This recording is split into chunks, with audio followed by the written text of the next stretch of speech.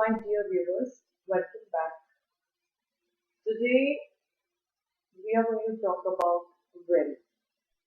Will के बारे में जनरली लोग बात नहीं करते हैं, बट ये एक ऐसा इम्पोर्टेंट टर्न है इस समय लाइफ में, इस समय क्या कभी भी, कि आपको ये डिसाइड करना होता है कि आप अपनी विल बनाएं या ना बनाएं।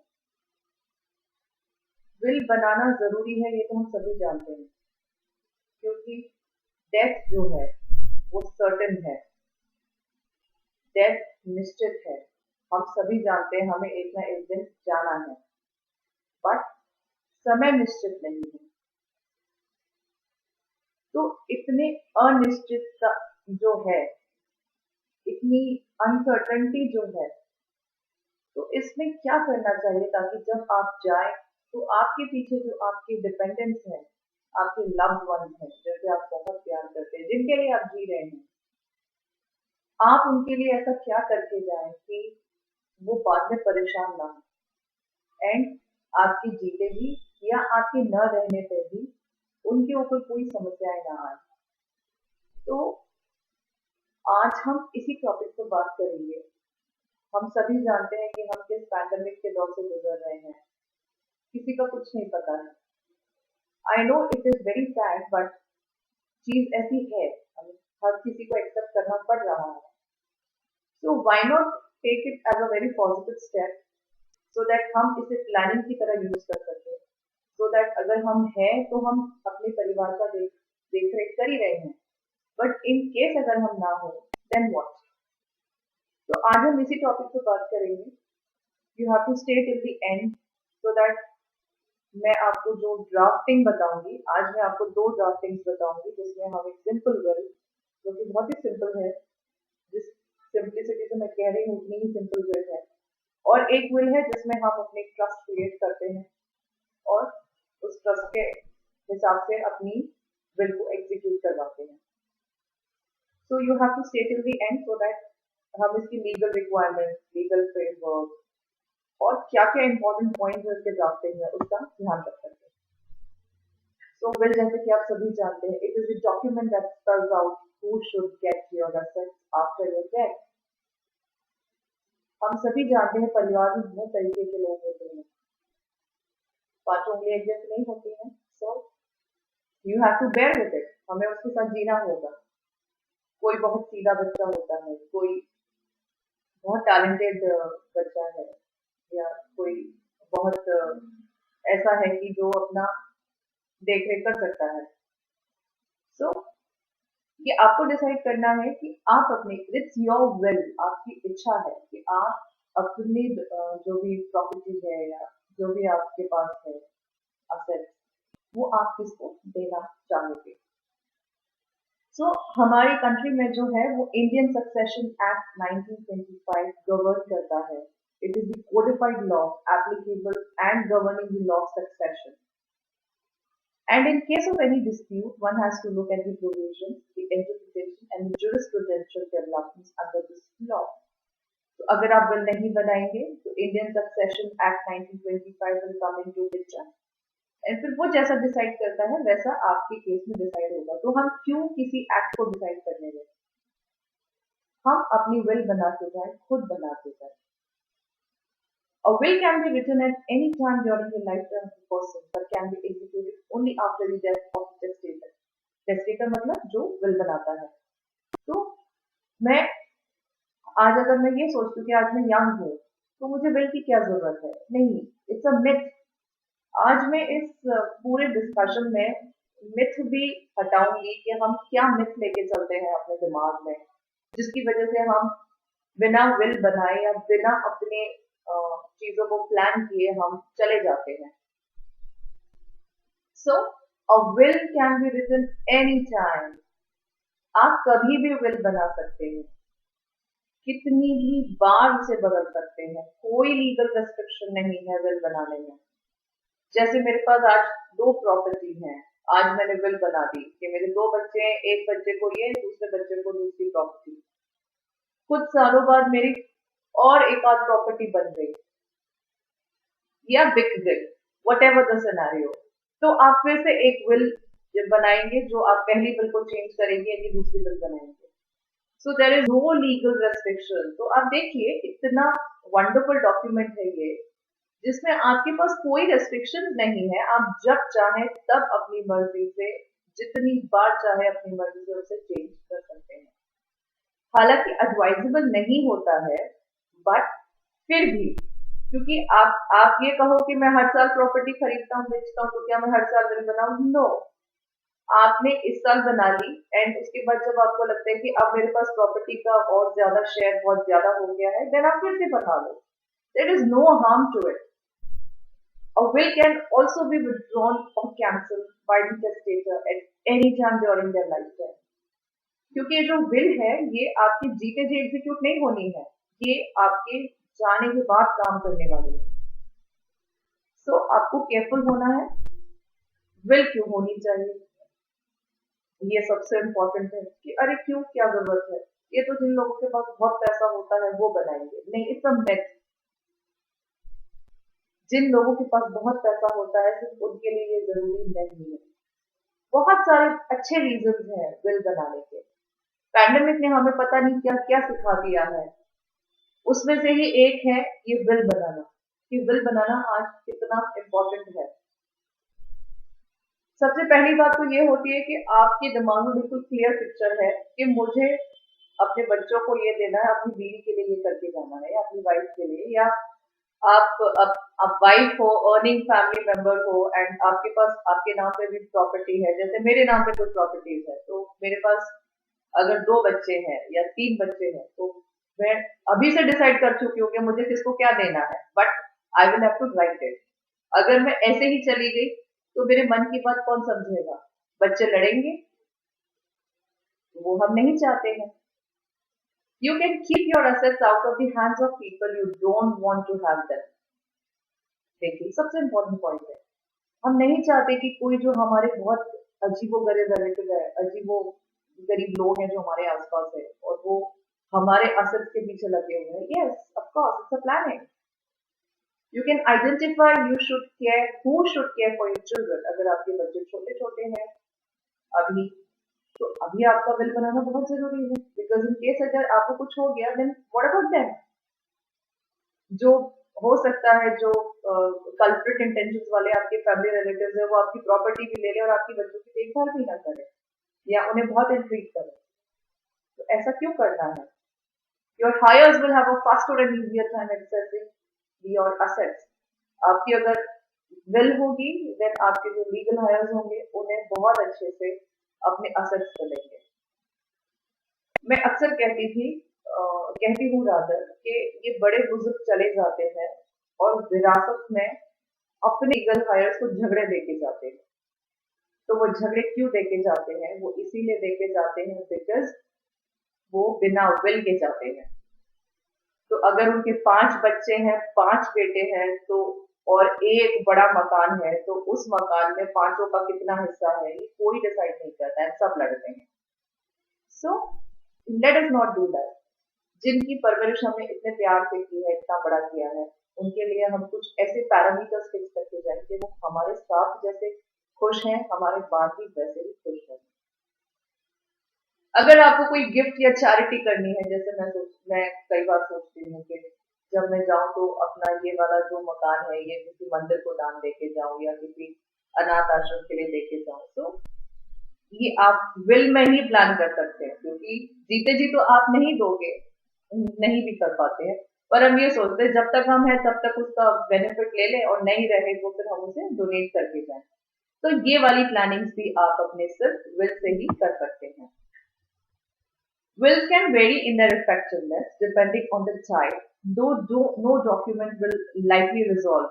ये बात तो सच है कि हम कह रहे हैं कि अरे विल जिसको प्रॉब्लम्स क्रिएट करनी है वो विल के बाद भी कर सकते हैं बट दैट इज ओनली 5% कि ऐसे चांसेस हो. इसलिए हम ड्राफ्टिंग के समय इन चीजों का ध्यान रखेंगे कि कोई भी हम ऐसा वेग टर्म यूज ना करें जिसकी वजह से बाद में कोई विल पे क्वेश्चन ना आए. So failure to prepare a will typically leaves decisions about your estate in the hands of the judges. तो जजेस के पास आ जाती है जिसकी वजह से फैमिली में बहुत टेंशन भी आ जाते हैं लीगल हायर्स को बहुत परेशानी होती है। वो कहना तो नहीं चाहिए पर नॉर्मली लोग कहते हैं वो तो चले गए, वर्ग में जाके बैठ गए हैं और सारे प्रॉब्लम हमारे लिए छोड़ गए हैं। So we don't have to do that, हमें ऐसा नहीं करना है। So you prepare a valid will yourself, but you should have the document witness to decrease the likelihood of successful challenges later। यानी कि आप अपने खुद की राइटिंग में विल लिख सकते हैं। कोई जरूरी नहीं है कि आपको कंप्यूटर पे लिखना है, टाइप राइट कराना है। अपने हाथ से लिखकर आप उसको साइन करके 2 विटनेस लगा के, बढ़िया, आगे बताऊंगी मैं आपको उसे कैसे करना है। Written and witness will, yes, will has to be written. मैं आज अपने परिवार के सामने कह दूं, ज्यादा हम ये ऑप्शन कभी प्रेफर नहीं करते हैं कि मैं फैमिली मेंबर की मीटिंग बुलाऊं और बोलूं कि मेरे मरने के बाद तुम्हारा ये तुम्हारा ये तुम्हारा ये, बहुत फनी लगता है। It is very wake also, it's not advisable. तो आप एक विल बनाएं, विल अपने हाथ से लिखें। A written witness will is best, you can write one yourself, अपने आप लिखिए। एक पेपर ले लीजिए, बहुत सिंपल है, अभी लिख सकते हैं। एक पेपर ले लीजिए, मेरे पास ये फ्लैट है, मेरे पास ये प्लॉट है, मेरे पास इतना बैंक बैलेंस है, मेरे पास इतना असेट्स है आज की डेट में, तो ये मैं इस इसको देना चाहूंगा। आप ऐसे लिख देंगे तो बहुत आसान हो जाएगा। बाई चांस अगर आप सोचो आप चले गए, कुछ सालों बाद चले गए ना, आपकी बिल ये एज इट इज आज है, उसके बाद कुछ असेट्स और एड ऑन हो गए, तो भी जब ये डिसीजन लिया जाएगा कि किसको क्या बांटना है, तो ये ऑलमोस्ट आइडिया आ जाएगा कि हाँ जो मरने वाला था उसकी इच्छा ये थी। So that is going to serve a big big purpose to maximize the likelihood that your wishes will be carried out. Create that's known as testamentary will। खुद बनाओ, खुद अपने हाथ से लिखो। This is the most familiar type of will, सबसे बढ़िया will है ये। It's arguably the best insurance against successful challenges to your wishes by family members or business associates after you die। अपने हाथ से लिखी हुई को तो कोई challenge नहीं कर सकता है। So getting started on your will, let's start quickly कि हमें क्या-क्या इसमें देखना है। To prepare a will, begin by compiling a list। अभी जैसे कि मैंने आपको बताया, एक पेपर ले, डायरी ले लीजिए, पेपर ले लीजिए, पेन ले लीजिए and just start writing. Diary pen नहीं है तो मोबाइल पे नोटपैड ओपन कर लीजिए, उस पर लिखना शुरू कर दीजिए कि मेरे पास आज की डेट में ये है, ये है, ये है, ये है, ये है। आप मेरे इस वीडियो को देखते ही अगर आप नोट करना शुरू कर देंगे तो मेरे ख्याल से by the end of this video आपकी विल भी तैयार हो जाएगी। So let's start with it.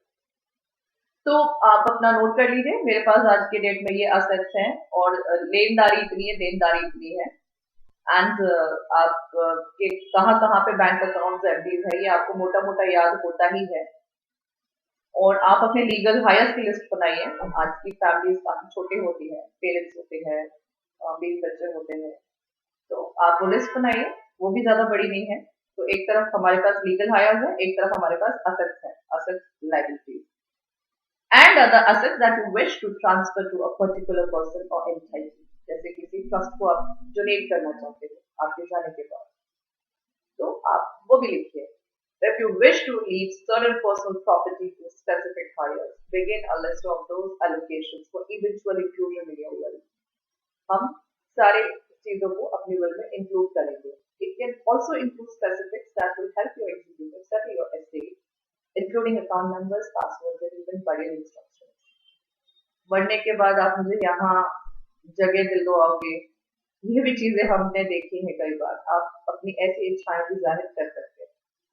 जैसे हमारी फैमिली में हमें हमारे जो सारे फोर फादर्स की जो भी अंतिम क्रियाएं हुई हैं वो एक स्पेसिफिक जगह पे हुई हैं, तो आप वो भी लिख सकते हैं कि जैसे मेरे सारे फोर फादर्स उस जगह से ही अंतिम यात्रा हुई है, तो मेरी भी वहीं से हो। तो ऐसी भी आपकी इच्छाएं अगर हैं तो आप वो भी लिख सकते हैं। Other addenda to the will, such as power of attorney, a medical directive, or a living will, can direct report on how to handle matters if a person becomes physically or mentally incapacitated। This is again a very important part। कई बार क्या होता है कि आपने will बना ली है and by any chance आप कोमा में चले गए, ओके, और you are not able to move your brain leg, तो क्या होगा? Then your will start working again. तो कोर्ट जो है वो आपकी विल को एग्जीक्यूट करने का काम शुरू करेंगे कि आपके जो पर्सनल मैटर्स हैं वो कैसे हैंडल किए जाएंगे। एक चीज और, हस्बैंड वाइफ आजकल नॉर्मली दोनों ही वर्किंग होते हैं, दोनों ही के नाम पे इंडिविजुअल प्रॉपर्टीज होती हैं, दोनों प्रॉपर्टीज बनाते हैं। आजकल लोग शादियां भी इतने लेट करते हैं, तब तक वो ऑलमोस्ट कितनी प्रॉपर्टियां बना चुके होते हैं। तो अगर आपके पास ऐसा है कि दोनों ही इक्वली वेल मेंटेन्ड पर्सन है, तो आप दोनों अपनी बिल्स अलग अलग बनाएं, कंबाइंड बिल्कुल भी ना बनाएं। बहुत प्रॉब्लम्स होती है उसको एनफोर्स कराने में। Make your separate will. हालांकि दोनों की विल एक साथ एक जैसी दिख सकती है, आप दोनों हस्बैंड वाइफ मिलकर डिसाइड कर सकते हैं, दोनों की विल एक जैसी हो सकती है, बट आपको ये विल अलग अलग ही बनानी है। सो यू डोंट हैव, अभी वैलिडेट कैसे करना है, प्रिपेयर कैसे करना है, हम उसी को डिस्कस कर रहे हैं। You don't necessarily need professional help, professional help की जरूरत है, मैंने कहा ना, नोट कर लीजिए, मेरे लीगल हायर्स और मेरी प्रॉपर्टी, प्रॉपर्टी के आगे लिखते जाइए कि किस किस को क्या क्या देना है। Okay, once you have drafted the document, it needs to be witnessed. Witness मैं हमेशा एडवाइस करती हूँ, आप मेरे सारे प्रीवियस वीडियोस भी देखिएगा जिसमें मैंने ड्राफ्टिंग्स बताई है, लीगल ड्राफ्टिंग्स, उसमें I always recommend there has to be at least 2 witness. 2 से ज्यादा हो कोई, it's a good thing, but 2 witnesses कम से कम होने चाहिए, so that it gives a full seal stamp everything, मतलब आप उसको एकदम पक्का कर दे। It needs to be witness usually by 2 adults of sound mind who know you well. अगर आप किसी लॉयर के सामने बना रहे हैं वेल, तो लॉयर को मत बनाइएगा आप, ये पर्सनल नो कि आप किसी लॉयर को या किसी का अगर फाइनेंशियल इंटरेस्ट है आपके उसमें, तो उसको नहीं बनाइएगा। The testator should mandately sign और fix his mark to the will, of course जिसने बनाई है विल उसका सिग्नेचर होना बहुत जरूरी है। रजिस्ट्रेशन ऑफ विल, वैसे तो इंडिया में सेक्शन 17 एंड 18 जो है रजिस्ट्रेशन एक्ट 1908 जो रजिस्ट्रेशन एक्ट बना हुआ है, उसमें लीगल डॉक्यूमेंट्स का रजिस्ट्रेशन मैंडेटेड है, बट उसमें कहीं भी विल नहीं आता है। Registration of will is not compulsory, but take a pause, जैसे पार्टनरशिप एक्ट भी कंपल्सरी नहीं होता है रजिस्टर करना, बट हम एडवाइस करते हैं यू शुड रजिस्टर। आपका लीज रेंट जो होता है, आप और जो एग्रीमेंट्स बनाते हैं, वो भी उसकी कोई रिक्वायरमेंट नहीं होती रजिस्टर करने की, but we insist register. Registered document जो होता है उसकी एनफोर्सिबिलिटी जो होती है वो बेस्ट होती है, मतलब आप उसे एनफोर्सिबल कर सकते हैं। इन द आगे कोई अगर फ्यूचर लिटिगेशन आती है, कोई प्रॉब्लम आती है, तो कोर्ट ऑफ लॉ में आपका वो डॉक्यूमेंट बिल्कुल वैलिड हो सकता है, no one can challenge it. So it is so important. So we always advise there is no harm in getting your will registered. कोई भी डॉक्यूमेंट को आप रजिस्टर कराइए, तो उसमें हमारा विल भी इंक्लूडेड है। तो आपको जब आप विल बनाएंगे तो बहुत क्लियरली लिखिएगा, उसका जो लैंग्वेज होगा, there is no specific format of course, but एकदम क्लियर और प्रिसाइज टर्म्स, एंड जो टेस्टेटर का जो इंटेंशन है, मतलब अगर मैं विल बना रही हूँ तो मेरा इंटेंशन उस जो लिखावट है उसमें बहुत क्लियर नजर आना चाहिए कि मुझे ये मेरी बेटी को देना है, हाँ तो देना है। तो उसमें बहुत लंबा चौड़ा घूम कर और फिर उसको इतना कंफ्यूजिंग कॉम्प्लिकेटेड, जैसे लीगल लैंग्वेज होती है, उस लीगल लैंग्वेज में आपको नहीं लिखना है अपना ये, आप उसे बहुत सिंपल बना सकते हैं। Don't make it complicated, it's an advice. तो जब हम ड्राफ्टिंग पे जाएंगे तो मैं आपको बताऊंगी, बहुत सिंपल और ब्यूटीफुल तरीके से मैंने सिंपल विल बताई है, वो आप देखिएगा। The language used should be simple, leaving no scope of ambiguity. Doubtfulness, vagueness, and ambivalence are all aspects to be completely avoided when drafting a will. A declaration that it is the first and last written will, yes, ये बहुत important है। अगर आपकी वो first and last return will है तो आप लिखिए, अगर आपने विल चेंज की है तो उस पुरानी वाले विल का रेफरेंस दीजिए कि दिस इज एन एडेंडम, और वो पुरानी विल कैंसिल हो गई है, पुरानी इसके पहले जितनी भी विल्स बनाई है वो सब खारिज कर दीजिए, ये मेरी लेटेस्ट वाली विल आज की डेट में से कंसिडर कीजिए।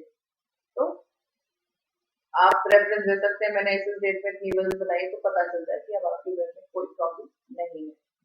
So this is the will, ये वाला डॉक्यूमेंट है जो एनफोर्सेबल होगा। Now this is again very important, better late than never. तो अगर आप आज इस वीडियो को देख रहे हैं तो आपसे रिक्वेस्ट है आप इसे आज ही एग्जीक्यूट कीजिए, क्योंकि अभी तक तो लेट हो ही गए हैं। We have spent so much of our lives, पर अब आगे आपको ये करना है। It is very important. जैसे हम खाते पीते सोते जाते हैं वैसे ही इंपॉर्टेंट है कि we should have our will well. Will बहुत जरूरी है। So friends, let's come to the drafting portion. मैं इसके क्विकली ले जाऊंगी आपको। ये बहुत छोटा विल है, सिंपल विल। इसके बाद का जो फॉर्मेट है जिसमें हमने ट्रस्ट क्रिएट किए हैं वो थोड़ा लेंदी होगा, but then stay with me because this is really going to help you out. तो आई जो भी है जो विल बना रहे हैं वो लिखेंगे I so and so son of so and so aged. आप अपनी पूरी डिटेल दीजिए, अपनी बायोग्राफिक्स दीजिए यहाँ पर। And I make this day of, आज की डेट डाल दीजिए जब आप ये फ्री विल बना रहे हैं, without any persuasion and coercion and out of my own free will. इसको आप मार्क कर लीजिए। ये वर्ड्स आपके बहुत इंपॉर्टेंट हैं, बहुत जरूरी हैं। I have become insufficiently weak due to prolonged illness। ये रीजन है, मैंने इसमें एक रीजन ले लिया है कि मैं ये विल बना रही हूँ। पर आप ध्यान रखिए कि आपको ऐसा कोई अगर इलनेस नहीं है तो भी विल बनाना जरूरी है। You never know. Pandemic is going, the next pandemic is hitting the world, so it's better कि we plan accordingly. The disease is in advanced stage, ये मैंने इसमें लिखा हुआ है। So therefore I am making this will. I hereby revoke all former wills and codicils made by me. तो अगर मैंने पहले भी wills बनाई हुई है तो वो सब विड्रॉ हो जाती है। I appoint, so मैं किसी भी बंदे को, ट्रस्टी को या लॉयर को अपॉइंट कर सकती हूँ as the executor and trustee of my this will. In case the said executor becomes incapable to act or cannot act as per this will for any reason whatsoever, then in that case, जो भी next person है उनका नाम है, he will become the second executor and trustee of my will. I am legal owner of following assets। मैंने यहाँ पे अपनी following assets की डिटेल दी है, जैसे कि मैंने आपको बताया, आपने नोटपैड पे लिख लिया, बस ऊपर की 4 लाइनें कॉपी कर दो। मैं so and so person और मैं इतने इतने प्रॉपर्टी का लीगल ओनर हूँ। I bequeath the assets to my son. Okay, तो आप इसमें अपना बेटा है या बेटी है या सन है, डॉटर है, वाइफ है, मैं उनको ये देना चाहता हूँ। To be given to them after my demise. Okay, तो ये हमने बहुत क्लियर लिख दिया है, बहुत छोटा sweetly. I would also make it clear that so long as I am alive, I would be free to spend or gift any of the above properties or cash to any person as I like, or to spend for charity in any manner. Of course, ये तो will तो मेरे मरने के बाद execute होनी है. So let's not confuse, but let us make this clear also. कि जीते जी मैं जितना ऊपर मेरे assets है मैं सब बर्बाद भी कर सकता हूँ, खर्च भी कर सकता हूँ, किसी को भी दे सकता हूँ। और अगर मैं चला गया तो जाने के बाद अगर ये प्रॉपर्टीज है तो ये बेटे को दे दूंगा या बीवी को दे दूंगा, जो भी है, then the will come into picture. तो इसीलिए विल बनाइए। In witness hereof I the said, आप अपना नाम लिखिए, have put my signatures on this my will on the day month and written here in above. तो ऊपर जो हमने डेट लिखी थी वो उसका रेफरेंस हमने दिया है यहाँ। Sign by the opposite testator, मतलब मैं साइन करूंगी अगर मैं अपनी विल बना रही हूँ यहाँ पर। In the presence of both of us मतलब दो लोग present हैं, same time who at his request in presence and in the presence of each other have hereunto subscribed our names as witnesses। तो यहाँ पे witness number 1 and यहाँ पे witness number 2 के signature and this is a will। देखा, 2 minute में will तैयार होती है, पर आपको तैयार करनी होगी। बना लीजिए, साइन स्टैम्प कर लीजिए, लॉकर में डाल दीजिए, बात खत्म। Now we come to the next of our big will, जो कि हमने इसमें डिस्क्रिप्शनरी ट्रस्ट बनाया हुआ है, जिसमें मेरा बहुत अच्छा बिजनेस भी है। और मैं उस बिजनेस को कैरी ऑन मेरे जाने के बाद कैसे कैरी किया जाएगा, वो सारी डिटेल है इसके अंदर। तो दिस इज इसमें ऊपर जो बिल बताई थी वो बहुत सिंपल थी कि सिर्फ मैंने असेट्स के बारे में कि मैं चला जाऊं तो मेरे असेट्स ये हैं जो इनको दे दें। अब ये जो हम बात कर रहे हैं इसमें मेरे पास एक रनिंग बिजनेस है, वो उस बिजनेस में कैसे मैं अपने बच्चों को या अपनी वाइफ को हिस्सेदार बनाऊंगा उसके बारे में भी है, एंड प्लस उसके लिए हमने ट्रस्ट क्रिएट किया हुआ है बिजनेस चलाने के लिए। सो आई सो एंड सो जो भी टेस्टेटर है वो अपना नाम लिखेंगे, जो विल बना रहे हैं हम उसे टेस्टेटर कह रहे हैं। And son of so and so residing at so and so hereby revoke and cancel all my previous wills, ये बहुत इंपॉर्टेंट है, आप लिख लीजिए इसे। Life is full of uncertainties. Anything can happen to any moment, at any moment. As such, I am making this will specifically keeping in mind that both of my children are students. देखिए कितना clearly लिखा हुआ है, कितना clearly explain किया है कि मेरे दोनों बच्चे स्टूडेंट हैं और फिनेंशियल सपोर्ट चाहिए उन्हें पढ़ाई के लिए, आगे शादी करने के लिए, आगे बिजनेस में सेटल होने के लिए। At present, I own various assets which I bequeath as follows. तो पहला मेरा फ्लैट है वो मैं अपनी बेटी को दे रहा हूँ, दूसरा फ्लैट भी मैं ओन करता हूँ उसकी आप डिटेल्स लिखिए और वो मैं अपने बेटे को दे रहा हूँ। और फिर उसके बाद I also have my bank balances, investments, PPF, mutual funds, debentures, LIC policies to a trust to be known as. अब ये सारे इन्वेस्टमेंट्स बैंक बैलेंसेस जो है वो ट्रस्ट में ट्रांसफर कर रहे हैं। ट्रस्ट किसके लिए बनी है? For the benefit of my wife and children. Okay, so trustees of the said trust and the terms and conditions of the said trust are mentioned hereinafter in the first schedule. This shall be the only trust created by me through my will. तो मेरे will के will say मैंने अपनी एक trust create करी है। So I have bequeathed my dealership of आपके पास जो भी बिजनेस आप करते हैं वो आप लिख लीजिए।